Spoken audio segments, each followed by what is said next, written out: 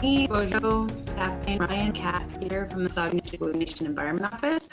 I'm here to host a webinar today, and the purpose of this webinar is to explain some of the pieces of the nuclear industry in the Saugeen Nation territory, walk through a couple of very important pieces of information regarding the San community vote on OPG's Geologic Repository project, and to try to just break down some of the complexity around some of these issues.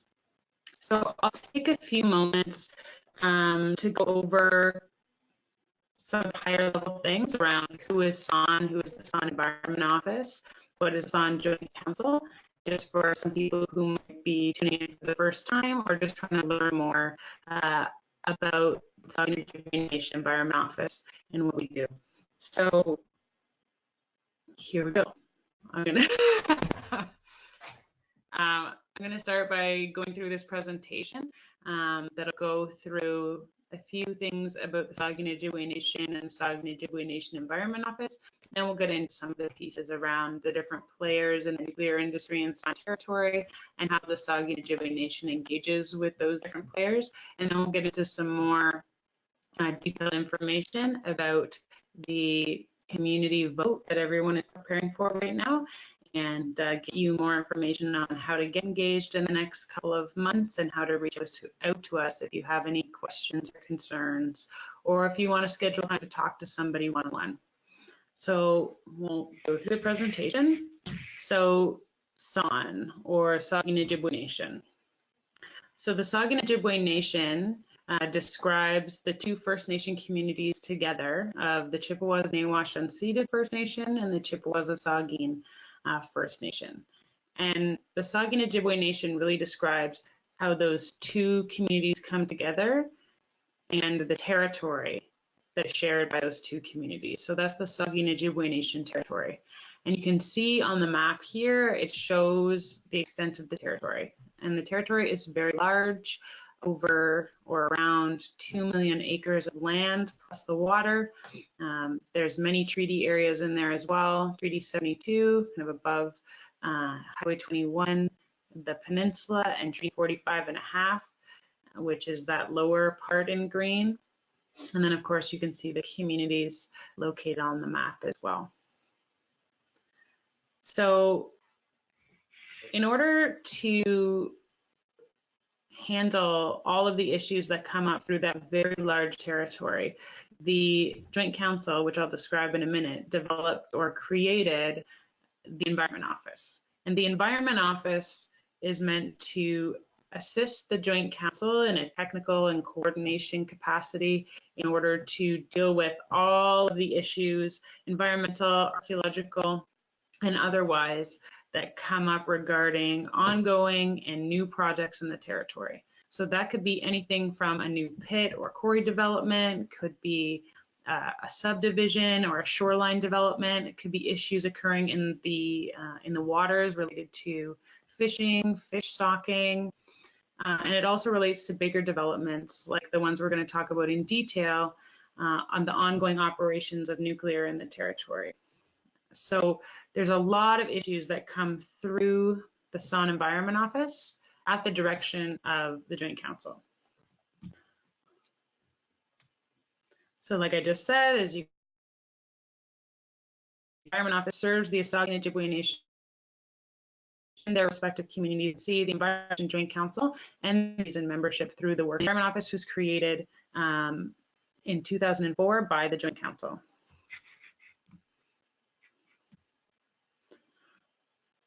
So as you can see here, here's the structure. So really the SAN Joint Council reports to and is responsible to the SAN communities, as well as to the Aboriginal and treaty rights of the people of the SAN communities and the environment of the SAN territory.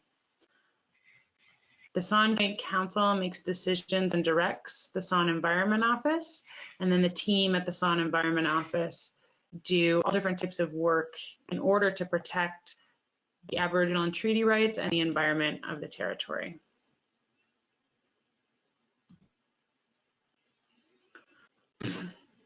I've already mentioned that the Joint Council is made up of the two councils representing each community of Nawash and Saugeen, and the Joint Council meets at least monthly to discuss and decide upon issues that affect territory, and they oversee and direct the work of the Environment Office. There's also many committees that come out of the Joint Council. So the SON Environment Office doesn't operate only at the direction of the Joint Council, but we also have committees made up of members of council that direct our work on a more frequent basis. So now we'll talk about some of the acronyms, some of the players, some of the things that you might hear when you hear about the nuclear industry and SON territory, and maybe makes things really confusing when you're reading information. So there's a number of different players in the nuclear industry, and they all play different roles. So I'm going to try to explain who they are, why they are, and how SON, Saugeen Ojibwe Nation, engages with those different players. So we'll start with the Canadian Nuclear Safety Commission. So the Canadian Nuclear Safety Commission, or the CNSC, is the regulator of everything nuclear in Canada. So not just Bruce Power, OPG, but all nuclear operations in Canada. So their mandate is really to ensure that everything nuclear operates with safety for human health and environmental health, and of course the health and safety of workers who work in the vicinity of nuclear operations or anything related to nuclear operations. The CNSC holds hearings for any nuclear operations on a frequent basis, where they review all environmental and other safety risks, and that is open to the public and First Nations, and SON has intervened in most of the hearings that CNSC has held regarding Bruce Power and OPG, including the DGR.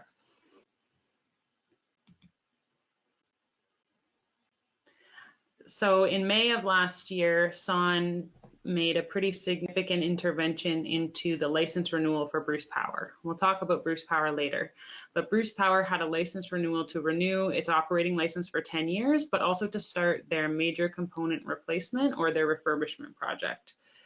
And SON intervened in that licensing hearing and raised a number of issues regarding environmental monitoring and sort of the gaps that there were in Bruce Power's work on the effects of the thermal plume and impingement and entrainment, or the sucking in and killing of fish. And from that intervention, some pretty significant outcomes came out of that. So one of them was that the Commission directed CNSC staff to work with SON to ensure that consultation is meaningful and that those uncertainties around the environmental impacts and risks were decreased. They also wanted to ensure that through CNSC that SON was involved in developing and monitoring the environmental conditions around the site, and that we were reported to by Bruce Power and CNSC about sort of the regular inspections and environmental conditions and safety around radiological things as well. So as part of this engagement in May of 2019, after a lot of work had been done between SON and CNSC to figure out how SON could have a more, I guess, a more involved role in decision making, SON and CNSC signed a terms of reference, and this really would guide our engagement together, and also to make sure that every year we would outline different goals and priorities that we had and ensure that those get resolved in a reasonable time frame. So a lot of that work so far has been around Bruce Power, but the terms of reference has to do with anything nuclear that occurs in SON territory. And this is significant because CNSC is the ultimate decision maker and regulator of everything nuclear. So it's really important and significant that SON has this relationship and this decision-making relationship with CNSC. So Bruce Power, many people of course know about Bruce Power. So Bruce Power is the world's largest nuclear operator and is situated in the SON territory. So Bruce Power is not actually the original owner or operator of that nuclear operating facility. Bruce Power took operations of that facility in 2001. Prior to 2001, OPG operated that facility. And this is where it gets kind of confusing. But OPG still owns that facility, and they own the waste created by that facility. Bruce Power operates the facility, and they're a private company. So regardless of all of that, the operations of Bruce Power do significantly impact the Aboriginal and treaty rights of the San people and interact with and impact the environment of the San. Of course, though, Bruce Power is a major economic driver in the territory and has created not only jobs, job opportunities, but has also been a major driver for housing and different economic benefits in the surrounding municipalities. Of course, the San First Nation communities have not received the same amount of benefit as those other municipalities have.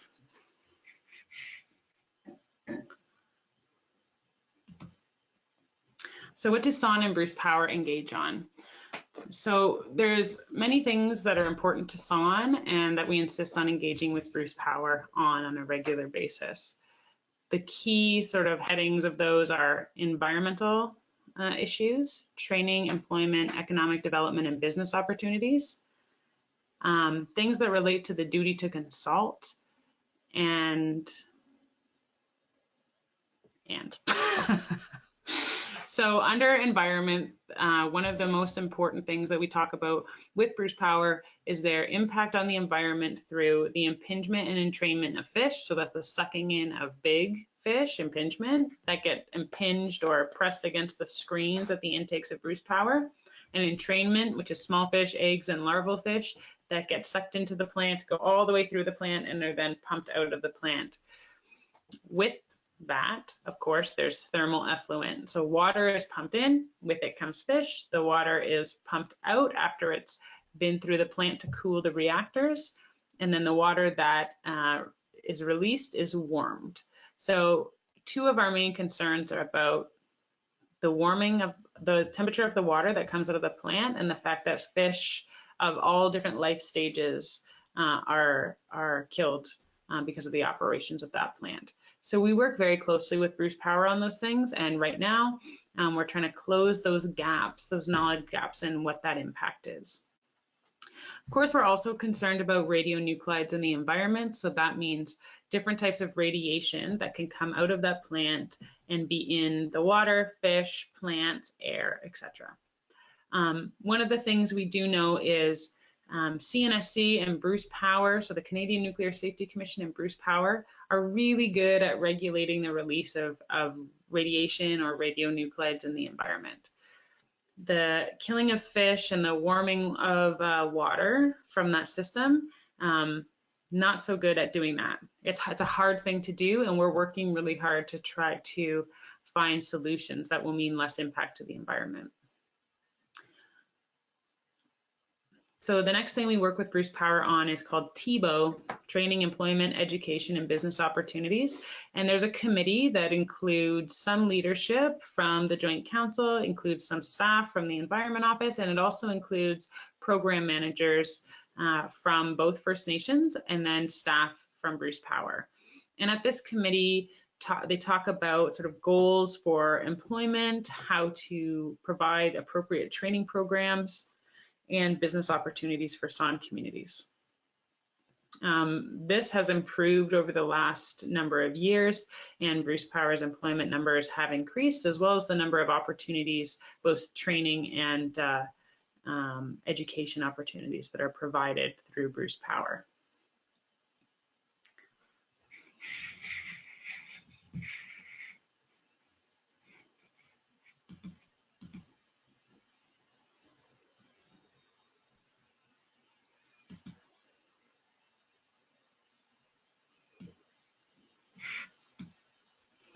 So right now, one of the really important things that we're working on is related to that thing I just talked about our intervention in the license hearing for Bruce Power.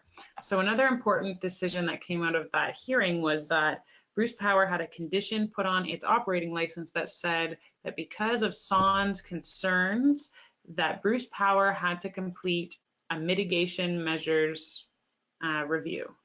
a detailed assessment of possible mitigation measures that they could use to reduce the number of fish that are killed and reduce the temperature of the water that's released. And this is really important. So right now, they've spent the last year working on this, and we've been reviewing and working on this with them. And we've had 2 meetings in the communities to talk to community about mitigation measures or harm reduction and the things that are important to community. So we'll keep updating on where that study is at, but so far, so good.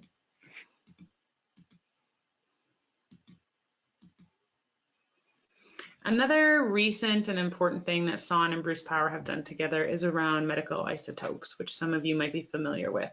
So medical isotopes, like it sounds, are used in the medical field for a variety of things. They can be used for medical imaging, for cancer treatment, and also for sterilization. So over a year ago, Bruce Power approached Saugeen Ojibwe Nation Joint Council and said that they were going to start producing medical isotopes at the Bruce facility. So this doesn't require sort of any new reactor. It really requires sort of an attachment that goes onto the reactor, and you create a system where you can make isotopes, and then they're shipped to medical facilities for use. So Bruce Power came to the Joint Council and said, we're going to do this medical isotopes project, and we'd like if SON would partner with us on this project. And the Joint Council believed that this was a positive thing that SON could partner on, because we know that Bruce Power is going to operate until 2064, and we know that SON communities have not benefited from the operations of that plant like many other communities and individuals have, and that partnering on something that can save people's lives and is beneficial not only locally but globally was something that could be really good. So in 2019, SON and Bruce Power did sign a collaborative medical isotopes agreement, and this agreement has included no funds to come from either community. We're looking towards federal government funding to support SON's contribution, and then there would be some financial return every year to the communities. And the great thing about this is that SON in this agreement would always earn first.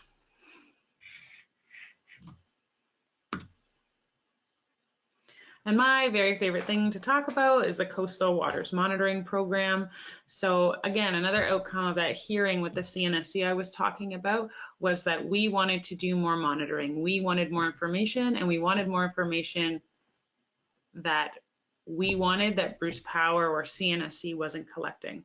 And we also wanted more information around the territory so we could compare it to Bruce Power, and so we could know more about the baseline conditions and the health of the waters and the wildlife of the territory. So this year in 2019, we started the program, and you can go on our YouTube or on our website and you can find really nice videos about the program, and we'll have a report coming out sometime this winter that shows all the results of our first year. But we have spent some more time around Bruce Power to try to understand more about the nearshore fish communities that are there and the temperatures, as well as water levels and water quality. So we'll continue to do that work next year, and hopefully for many, many, many years to come, and we'll keep reporting back to the community on what we find. And this is a really good way for SON to really have some level of autonomy and some ability to back up concerns with actual information that community members have collected on the ground in the water and seen with their own eyes. NWMO, so that's the Nuclear Waste Management Organization. So some of you will have heard this name or this acronym. NWMO has been around for a while, and they have one mandate. They have one sort of big job to do, and their job is to find a long-term solution for managing Canada's used nuclear fuel.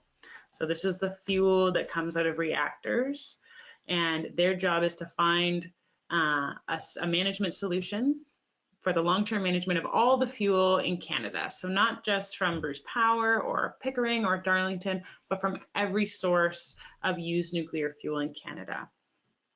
So the organization has been working around Canada for quite some time and have had lots of candidate sites where they wanted to talk about building a DGR. So similar to the one that you might have heard a lot about, but a little bit different. This one is for the high level waste, and we'll talk about the other one in a minute. So they've done a lot of work, and they've taken out a lot of sites that they were considering, and they're now down to 2 areas that they're looking at for this DGR for high level waste. The first one is in Northern Ontario, Ignace Wabigoona Lake, Wabigoona Ojibwe. And they've been looking at that site and engaging with those communities for quite some time. The other sites are in the Saugeen Territory, and they're broadly in the municipalities of Huron-Kinloss and South Bruce. We don't have any more information on any specific areas that they found there, but we know that they're reaching out to landowners in the area and trying to find 1,500 acres that they need in order to do further investigations on that project. So you can look into 2020, and NWMO will begin to come to the communities and do some engagement about their project, and we'll be sharing more information about NWMO's project then as well.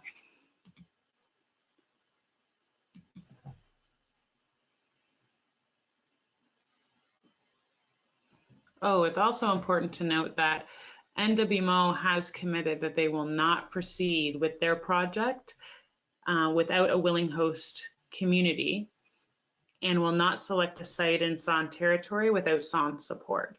So that means, again, that they're proposing this project, they're looking in the Saugeen Territory, but they will not go ahead with that project unless they have the support of Saugeen Ojibwe Nation communities.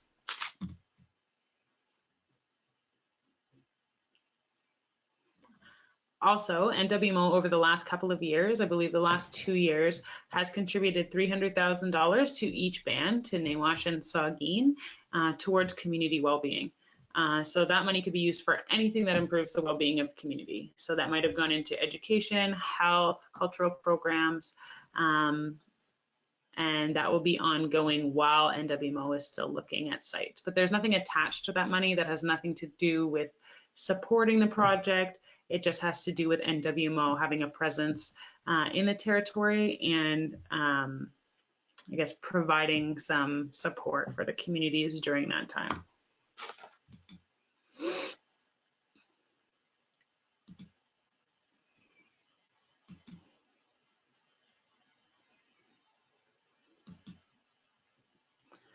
Now on to OPG. So many of you might have heard lots about OPG and OPG's DGR project. So we're going to spend a little bit of time talking about that now.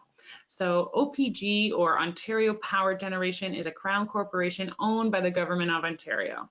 They are responsible for half of the electricity generated in Ontario, and they own the Bruce nuclear station. So they own it. Bruce Power leases it. They also own other parts of that land where Bruce Power is, and they manage the waste at the Western Waste Management Facility, which is located on the Bruce site.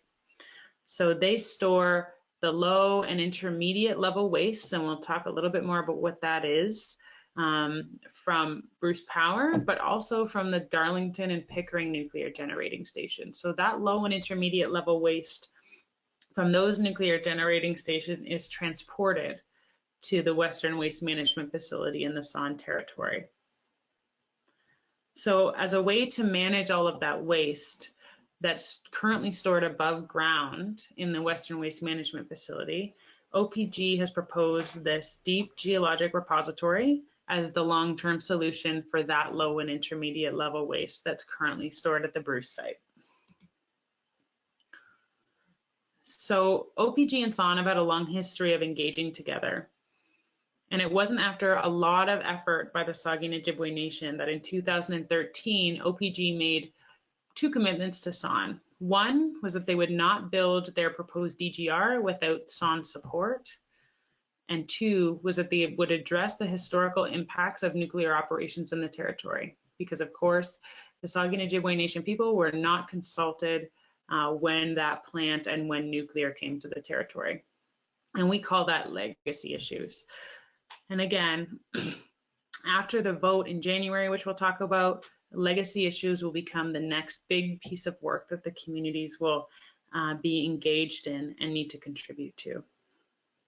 So in order to engage in a consent-based decision on OPG's DGR, we had to develop a community process to give community members the necessary information to be informed on what the project is and what it means if I say yes or no. So over the last number of years, out of this office, we've tried to do a number of things to engage community members. We've had meetings. We've had a lot of meetings recently. We've had meetings both on reserve and off reserve. We've started these webcasts. We have our Facebook page and our website that have some info. And we also have an outreach program now where people from our office go door to door and try to talk to people one-on-one and bring the information to make sure that everybody, A, has the information, understands the information, and is able to have a conversation and ask questions. OPG has also been doing community engagement over the last few months, talking about their project and answering more technical questions about the project and some other questions about sort of who OPG is and how SON and OPG would or do engage with each other. So now, after that commitment was made to SON in 2013, we're approaching the time when the communities will have to cast their vote on that DGR. So a no, we don't support the DGR, or a yes, we do, or I do support the DGR. And so the Joint Council has decided that January 31st, 2020 is the date that the communities will vote.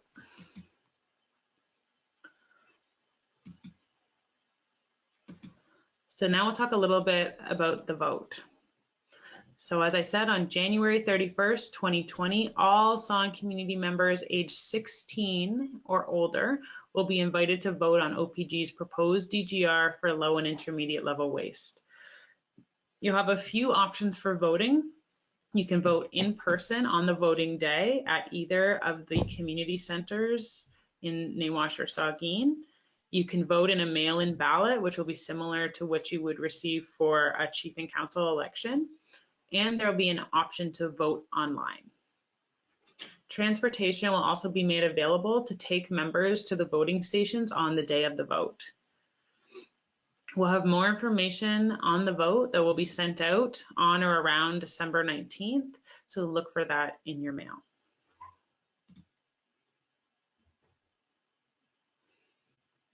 So once people vote, the results of the vote will be decided by a simple majority, meaning over half of the people who vote agree on the answer, either a yes or a no. It's really important that everybody comes out to vote. So we haven't set a threshold like X number of people need to vote, but we think it should be similar to the number of people you would see vote in a chief and council election. If the vote numbers are too low, then the chief and council would have to look at that number and decide if we need to go to another vote to try to get more people involved in the vote.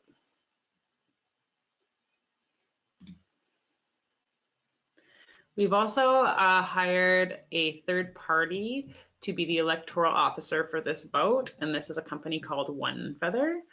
If you need more information on One Feather, you can go to their website, onefeather.ca. When you receive your voting information in the end of December, it'll be something from this One Feather company.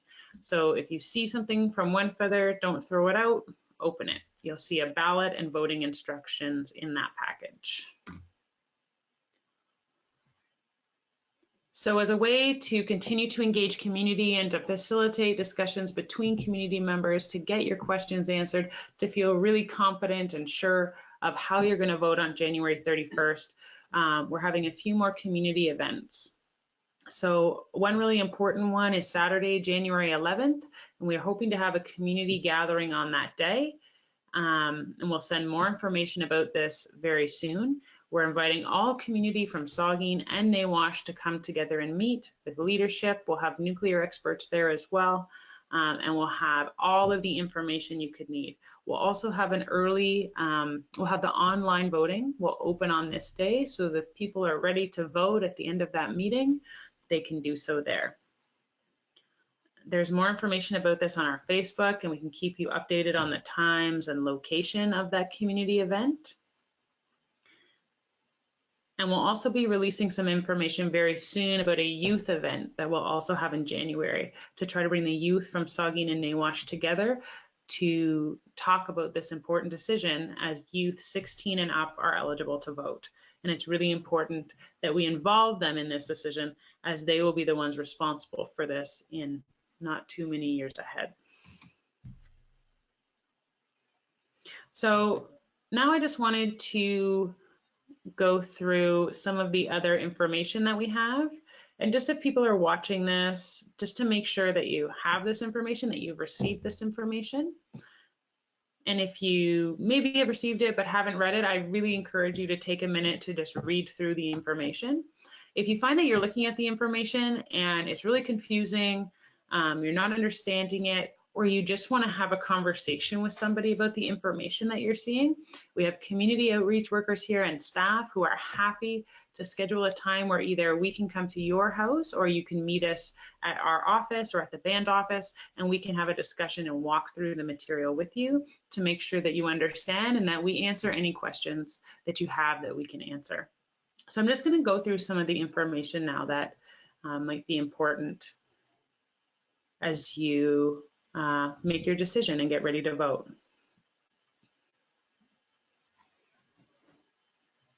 Is it good? Yeah. Okay. Okay, so the first one that some of you might not have, we gave it out at our Nuclear 101 conference a few years ago, and we've given these out at a few of our events, and if we've come door to door, you might have received this. This is an overview of nuclear power. So the overview of nuclear power is a pretty awesome document. It just goes through what I talked about, really confusing acronyms. It goes through every acronym and term that there is, and it talks about basic concepts of, you know, what is disposal? What is a can-do reactor? What are legacy issues? What is the nuclear fuel cycle? It defines and talks about all these things. Sorry, I'm scrolling through really fast, but it also talks about the history of the Bruce site, the story of nuclear and Anishinaabeg. It talks about all the different parts of the nuclear industry, and then it talks about very detailed parts that are important to understand about the DGR. I'm going to scroll and just get to so you can see. Talks about the Western Waste Management Facility and transportation, how much of that waste is moved from Darlington and Pickering into the territory to the Western Waste Management Facility. It talks about nuclear as a main energy source in Ontario. So this is a really good package of information that's really useful in trying to understand the basic concepts and also understand more about nuclear and the DGR as well. So if you don't have that and you want a copy of this, you can reach out to our office and we will send you a copy in the mail. You can pick one up, we can drop some off at the band office, whatever you need. We'll also have these available at our upcoming community meetings tonight in Saugeen, Saturday, December 14th in Nawash, and then January 11th. We'll have them available there as well. And we'll also have staff there who can walk you through different parts of this and maybe point to areas that might be interesting to you or informative to you, depending on what your concerns are.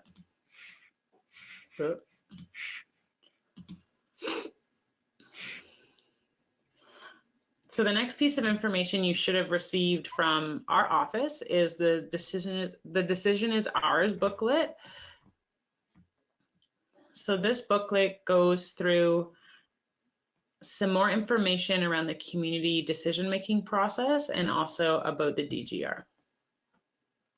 So there's some information in this document about what if we say yes to the DGR and what if we say no to the DGR? What does that mean? It talks about legacy issues, and it has a breakdown, a timeline of events from when the original nuclear energy project, the Douglas Point Nuclear Generating Station, started in the territory to the commitment made from OPG to SON, all the way to present day when we're preparing to go to vote. Again, it'll go through some of the information I just talked about who are the key players, what are some of the key places, what is low-level waste, what is intermediate level waste, which are the things we're talking about with OPG's DGR. And I think it's important to read this and just understand that the high-level waste and the low and intermediate level waste are two separate things with two separate storage proposals or DGR proposals for them. Has some pictures of what the proposed DGR looks like, and then does talk a little bit about NWMO and the high-level DGR. So lots of good information in there. So again, if you don't have this, or maybe you received it and tossed it out, or if you have it buried somewhere, dig it out and take a read through it. And again, this is gonna be the same for everything that we go through. If you need help understanding or want to talk about any information in any of these packages, please reach out to our office. The most recent information that SON has sent out will be this voters information package. And this does not contain a ballot and repeats some of the information in the previous packages. It starts with a letter from the chief that will describe sort of where we are, and the importance of getting out to vote.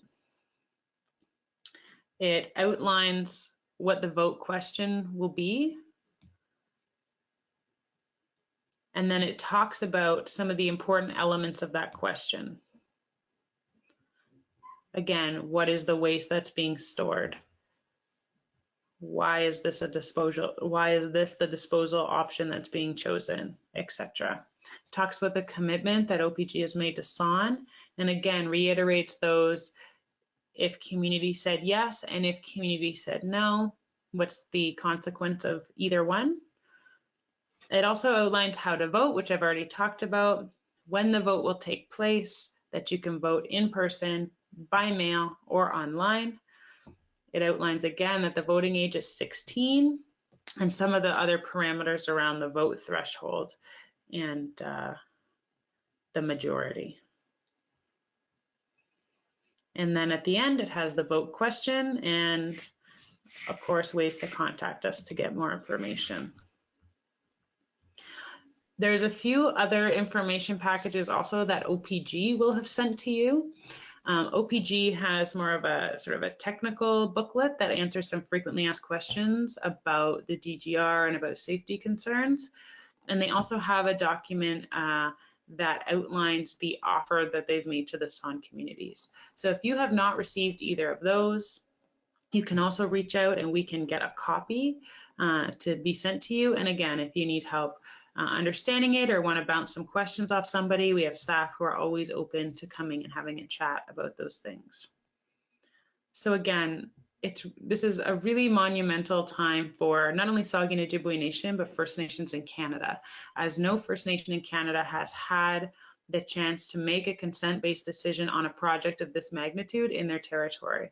So it's so important that community members inform themselves and reach out and ask for help if you need the information or need to understand the information, or if you have a suggestion of how we could engage with you better. We're always open to that.